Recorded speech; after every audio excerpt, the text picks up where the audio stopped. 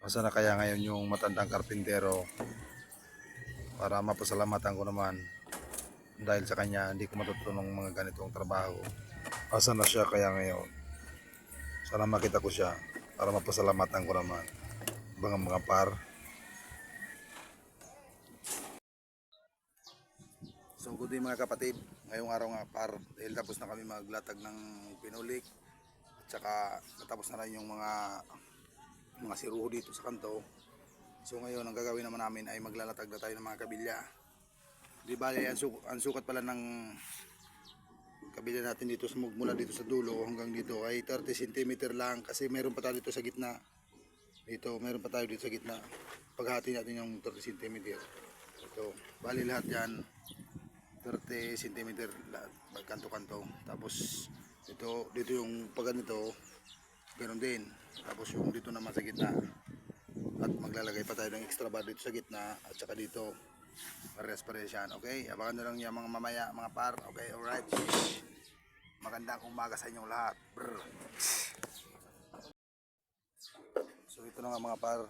Dahil hindi makapasok yung kabilya dito na magbula sa kanto dito. Ginamitan niya ng magic technique. Yung ano yan, yung pangsungkit niyang kabra. At saka narito yung ano yan, may wagang pa natin. You know. Alright. So, di na mga par, nakalatag na kita nung primerong latag. Ay pagkita niya panikon na latag dito. Tak, tak, tak, tak, tak, tak. Pare sa ubusin ka, okay? So, ni par, tapos na natin nilatag sa mga kamilya. Siyempre, magamit na kita dyan. Gamit ang maiwagang pato-pato gentleman. Yan o, nirepeat na. So, ano yan? So, alam re. Pagmasa na sa ng pagkakot. Simple man sa mga par. Kung gusto mo kayo ngayon, magpunta nga na sa ano yan, libur ka na. Parang manap sa itong panahon, naglibur-libur na po. Lahat na tao naglibur, naging ngayon, nagtipon ng gamit para matuto. Siyempre, kung gusto mo kayo ngayon, dapat sa pusoon mo yan. Baka, siyempre, hindi ka na magkakonboka sa diri mong balay. Aman kagayo na, pag nakaingikad ka, hindi ka na magatandaan sa ibang tao pa. Kamalabangan sa pagpatanda. Siyempre, ka na magagibusan sa diri mong balay. Ka na bala mag-design. Tapos, aram mo na sa mga timplada kung gusto.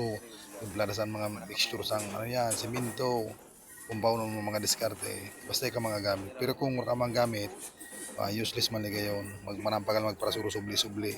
Bata pag nakasubli, mapagal man. Siyempre, kung grabe masasabihan siyempre si mo. Kaya pag gusto mo makahinga talaga, nasa sim mo yan. Iwaon mo. Kasi siyempre, pag siya na pamilyado ka na, kahit pa mo nang magkuha naman ang sweldo mo, baka nasa na super mega siya na kontento ko na sa siya na bagay. Mapagal, dapat, nagabang nag-aidad ka, dapat ang isip mo pa naman, nagalangkaw naman, arit masanasan ng diskarte. Kaya so, sa din na daw nga so, kurang na, ano yan, nakaiba ko dati, para makakuha ko parang masabing, thank you, pasalamatan ko parang, para nakikita na, bukan sa niya, di ako makaingin mga arti ng trabaho, construction.